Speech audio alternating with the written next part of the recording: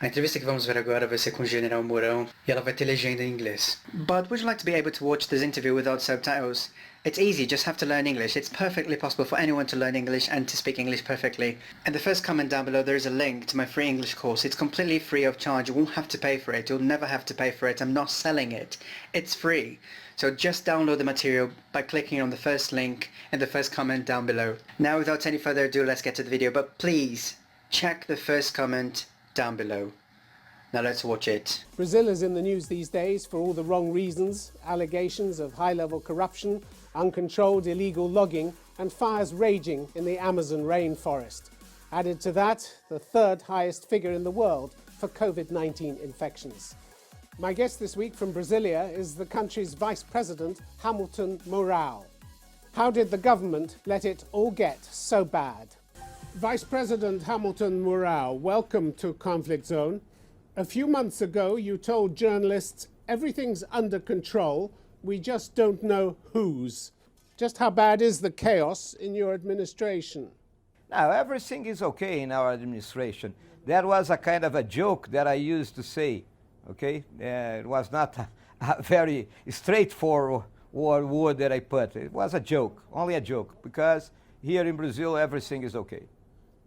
What sort of joke was it? You had two health ministers who were gone in the space of a single month during a health emergency.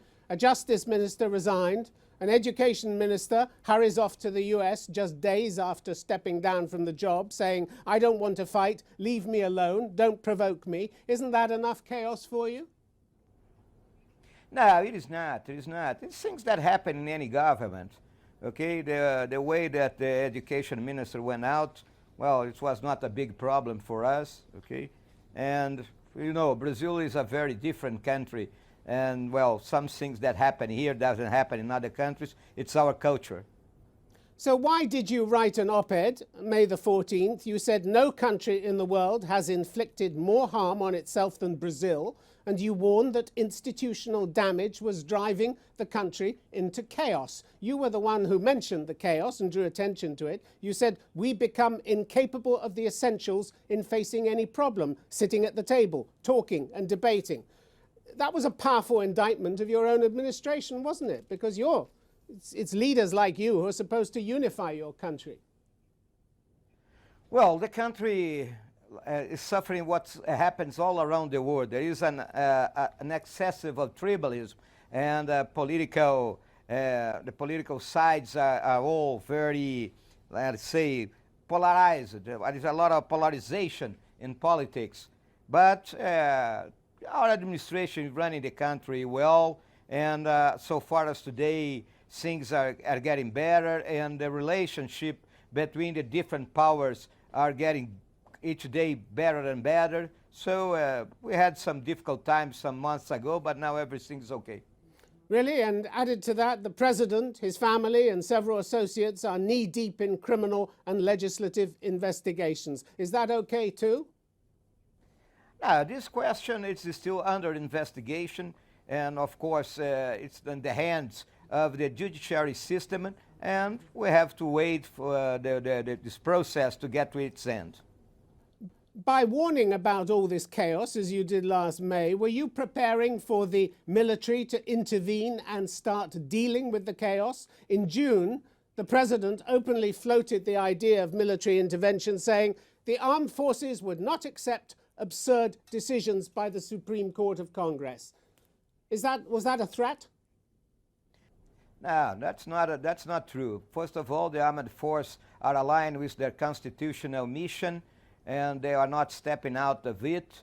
Things here in Brazil are going smooth and well, and I got to make it very clear that democracy is a value not only for Mr. Bolsonaro's government, but as to our armed force too. So there is no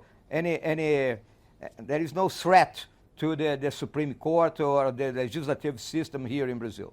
And the fact that he attended rallies outside military bases where his supporters called for an armed intervention to get rid of governors, judges and lawmakers who impose lockdowns in response to the pandemic, no threat there either, I suppose.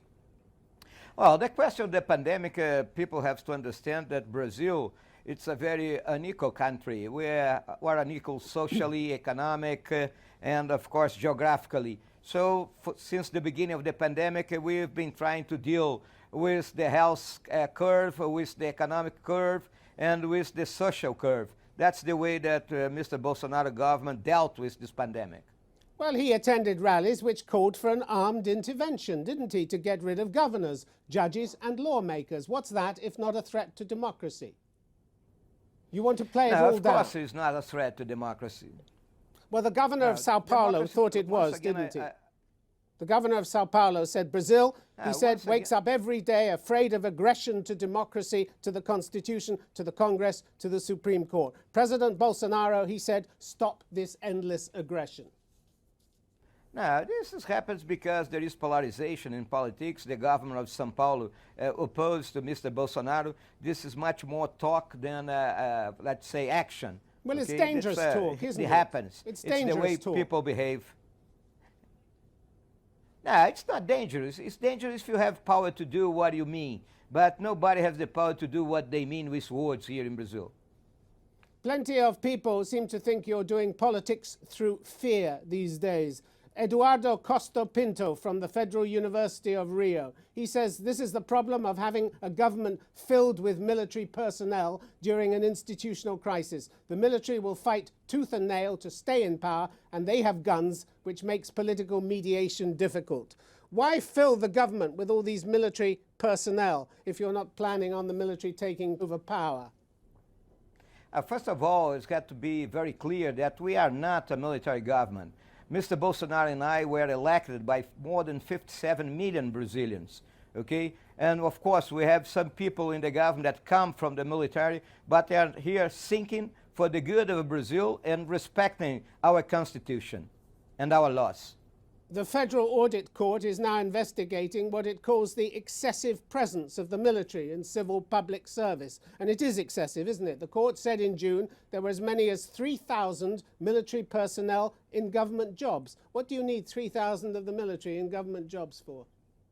Well, first of all, it has to be very clear that any government in Brazil has more than 2,000 military in government jobs, because we have a security cabinet that belongs to the president that has more than 1,000 military people, and in this count of military people are those who work at the defense ministry. So we don't have such a huge number of military people occupying the civil jobs in our government. That's some kind of disinformation that came through some different channels. And are all these military personnel qualified to do the jobs they're doing? I'm thinking of the current health minister, Eduardo Pazuello. He's an active duty general who followed orders from the president. Is that his only qualification? He doesn't know anything about health or drugs, does he? Well, you don't need to be a doctor to be the health minister. What you need to be, it's a man who understands the public administration and more, that you do not cope with corruption. And of course, Mr. Pazuello knows a lot about logistics. That was the main problem in our health minister. And he knows how to obey orders more than the other health ministers, does he? He knows to do as he's told. That's his main qualification, is it? Well, he has the qualifications and he has been doing a very good job, and this has been attested by all the secretaries of the different states here in Brazil. They are all very pleased with the job that Mr. Pazuello has been doing, because all the necessary support to fight and control the pandemic has reached every point in our country. Mr. Vice President, Mr. Bolsonaro has never hidden his admiration for Brazil's former military dictatorship. Do you share that admiration? Well, we had a period of military presidents that lasted about 20 years. They did very good things for Brazil, and other things they didn't go so well. And this is history, and history can only be judged when time passes. We are still some 50 years away from that period. We need some more 50 years so that this period can be judged well. Well, during the vote to impeach former President Dilma Rousseff, Mr. Bolsonaro dedicated his ballot to one of the regime's most notorious torturers. This man was convicted of torture during the 21 years of military dictatorship. Last year, your president called him a national hero. 502 cases of torture were identified in the unit he ran. You have nice heroes in your administration these days, don't you? First of all, we don't agree with torture. Torture is not a politics that our country is sympathetic to it. And of course, when there is a lot of people that fought the urban guerrillas during the late 60s and beginning of the 70s of last century, and many of these people have been wrongly accused of being torturers. So Colonel Carlos Alberto Ustra was wrongly accused, and you also think of him as a hero, do you? Despite the cases, the 500 cases of torture which were attributed to his unit.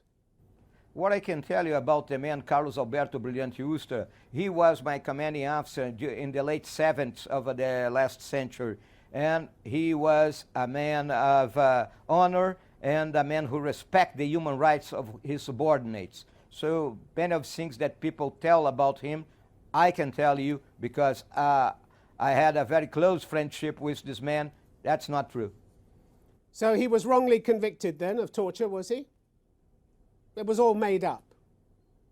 Well, the trial was fixed. First of all, I'm not aligned with torture, and of course, many people are still alive from that period, and all of them want to put things in the way that they saw. That's why I told you before that we have to wait for all these actors to disappear so that history can make its part, and of course, what really happened during that period come true. Well, given that you and your president are not prepared to condemn the torturers, only torture, can you not understand why so many people in Brazil and internationally doubt your commitment, your administration's commitment to democracy? Can you understand that? Well, democracy, it's one of our national permanent objectives. We don't see Brazil out of democracy. Our main objective today is make of Brazil the most brilliant democracy in the Southern Hemisphere. Really? And with people like Augusto Heleno, Minister of Institutional Security, another retired general, he's on record as saying he believes it's up to the military to put this house in order, this house meaning Brazil. Another threat? You have all these people who are prepared to make threats, but you say there really isn't a threat. I'm confused, Mr. Vice President. Well, like I've been telling you, this makes parts of the discussion that we have, the polarization in politics. Okay, it's mostly words than actions, because you won't name one single action from Mr. Bolsonaro government that was a real threat to democracy here in Brazil. But words matter in politics, don't they? You play it all down, but even the Supreme Court's Chief Justice, Dias Toffoli, warned in June about the president's dubiousness about democracy, he said. Dubiousness. That's not a great characteristic for a democratic leader, is it? If he's dubious about democracy.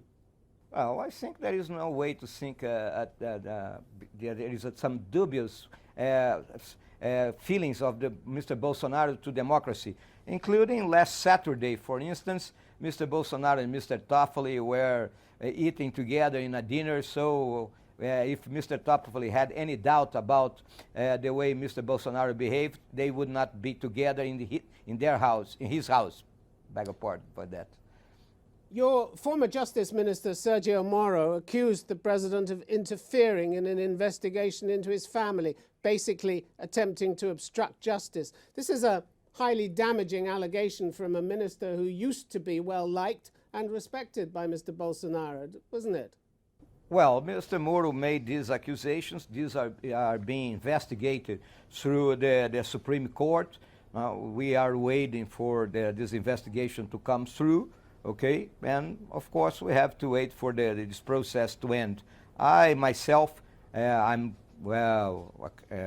side by side with President Bolsonaro during all this time, and I can tell you that he did not interfere in the federal police, in the work of the federal police, so that he could help some of his sons that are being accused of some wrongdoings. How do you know he didn't? Did he tell you that he didn't How interfere? I know that?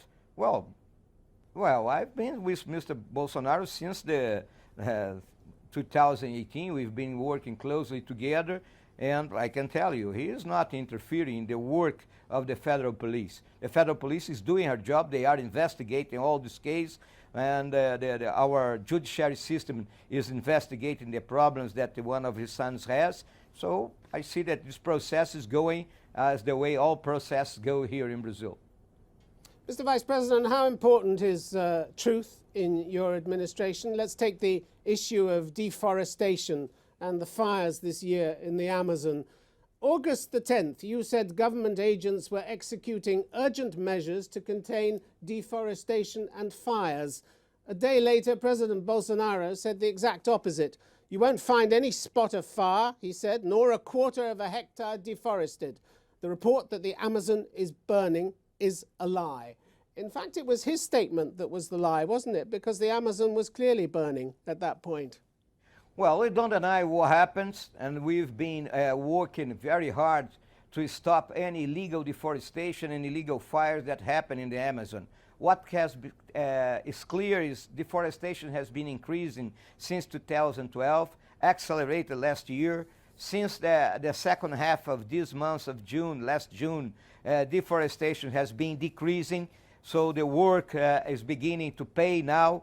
And of course, we still have the problem of the fires. We are in the dry season. The dry season year to year is beginning to be bigger and bigger. And of course, we have to have more resource. We have to put more resource in the fight against the illegalities that happens in the Amazon area.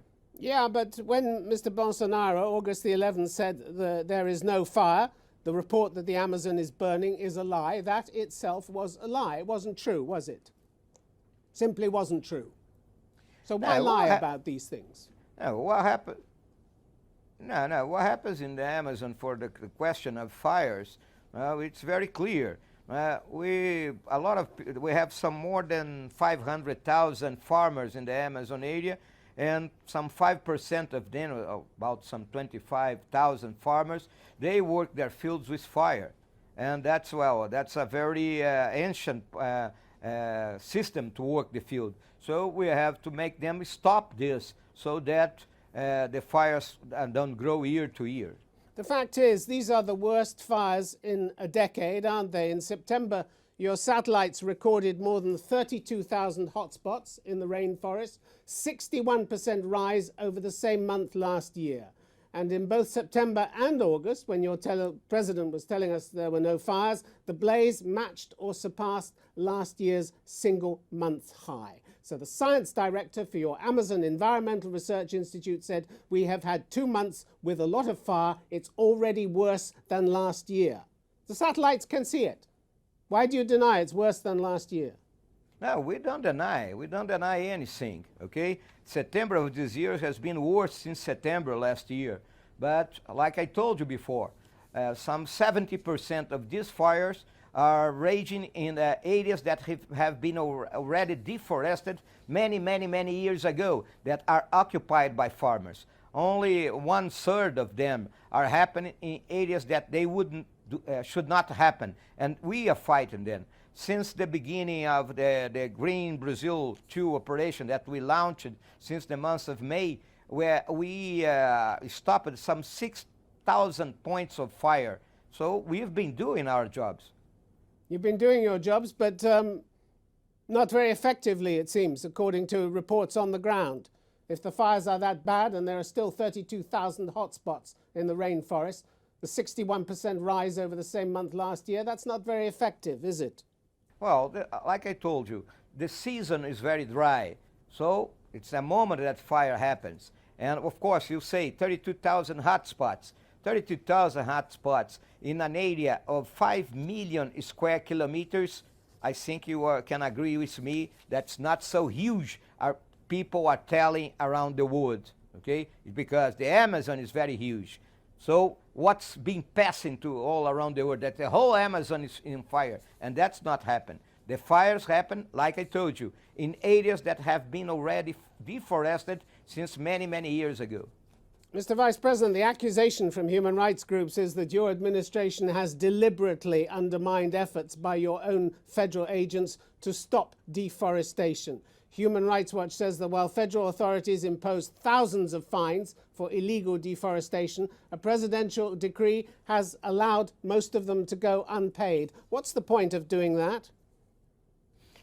No, we don't comply with illegalities in the Amazon.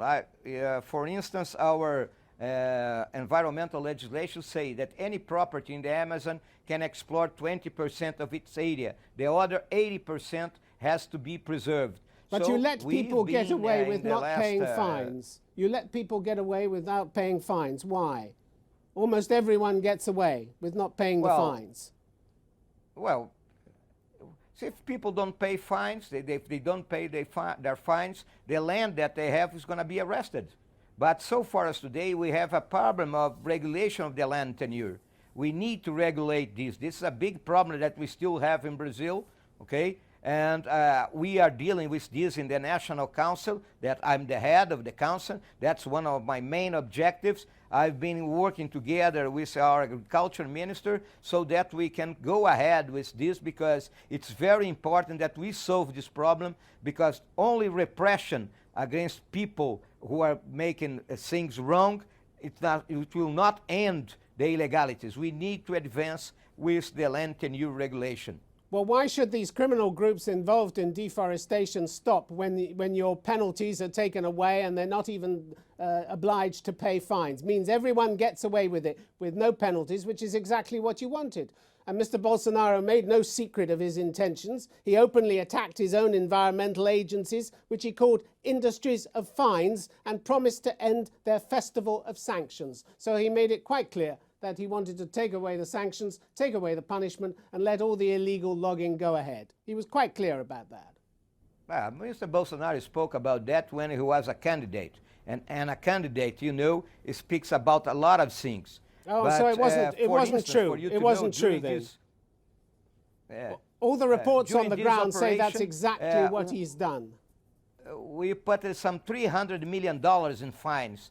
That's a lot of money, okay? So our environmental agents, they have the freedom to do their job. They are putting fines on everybody that are doing illegalities. Well, that's not the reports coming from the ground. Mr. Vice President, final word on the pandemic. When it comes to the coronavirus, you have around 4.7 million confirmed cases, the third highest in the world after the US and India. More cases than all of Europe. Not a great record, is it? Well, like I told you before, okay, Brazil has a lot of inequalities, okay? We are not an equal country. We have problems in the social and economic, and of course we have a huge geography here in Brazil. So we try to fight this the best way possible. We regret almost 150,000 Brazilians that we lost their lives, but we have cured more than 4 million people here in Brazil. So I think that despite this number of cases and number of deaths, we dealt very good with this pandemic crisis. How much use was it for the president to call it just a measly cold and say to people, I think almost all of you will catch it one day. What are you afraid of? How about being afraid of dying or having long-term health problems or blood clots? Not much. He hasn't got much sympathy for his people, has he?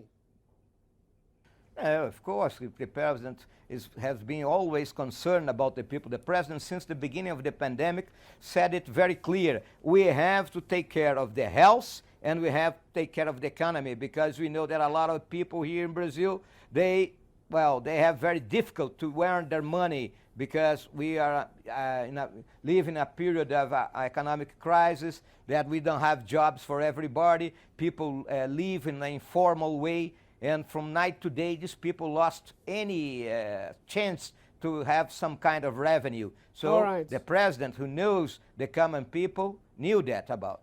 All right, Vice President Hamilton Mourão, thank you very much for being on Conflict Zone. Thank you.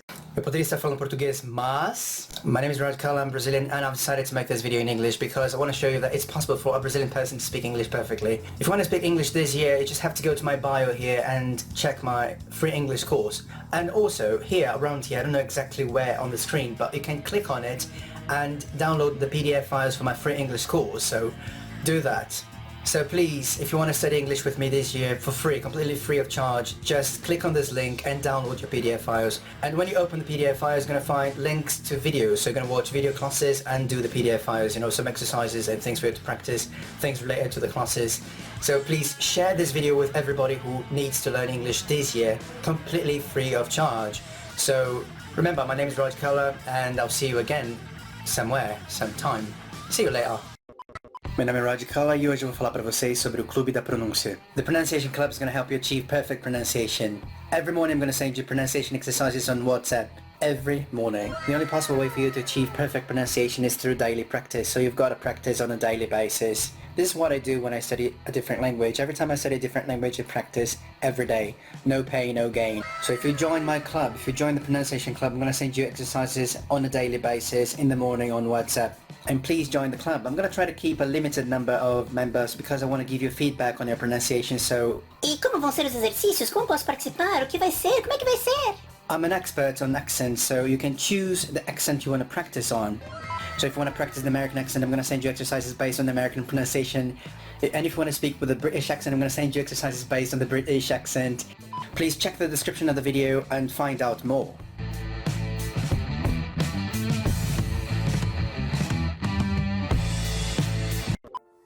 Então, para finalizar esse vídeo, eu vou falar para vocês sobre o que eu estou disponibilizando para que vocês consigam falar inglês ainda esse ano, de forma natural e eficiente. Primeiro, é o curso gratuito de inglês. Ele é realmente gratuito, basta você clicar no link da descrição do vídeo.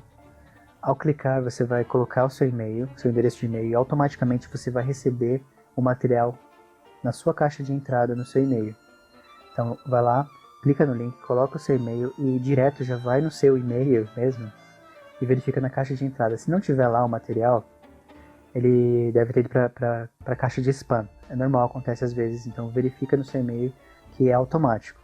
Você coloca o seu e-mail e você já recebe no próprio e-mail que você colocou lá. É realmente gratuito, é só fazer o teste e fazer isso agora.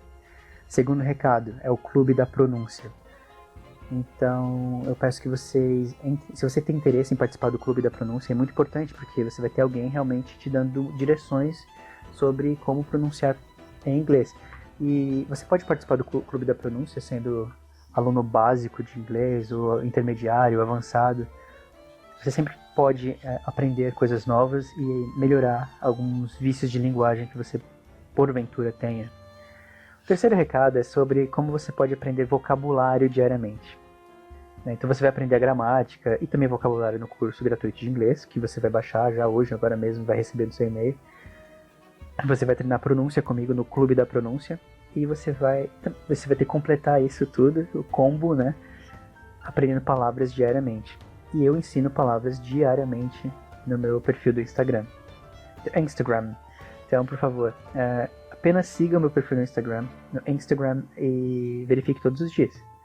Você vai ver que todos os dias eu vou ensinar expressões novas, palavras novas, com exemplos da vida real, com bastante humor. Então, apenas me siga lá. Meu Instagram está aqui na tela e também vai estar na descrição. Além disso, você vê que eu estou disponibilizando muita coisa, e é muita coisa de qualidade, de verdade. Além disso, tem uma coisa. Se você se inscrever no meu canal do YouTube aqui, você vai ganhar outras vantagens gratuitas e de qualidade. E, enfim, é muita coisa, tanta coisa que eu ficaria aqui falando para sempre. Eu quero finalizar o vídeo aqui. Então, por favor, leia o texto do comentário fixado aqui embaixo, na área de comentários, que eu vou explicar melhor tudo. Então leia todo o texto, leia do começo ao fim, porque aí você pode aproveitar de maneira mais eficiente tudo que eu estou oferecendo aqui para você aprender inglês na maior parte de forma gratuita. Então, muito obrigado por tudo, por assistirem esse vídeo e, por favor, compartilhem esse vídeo com o máximo número de pessoas. Muito obrigado por tudo, So thank you very much for watching this video and I'll see you later. Thank you very much. Bye.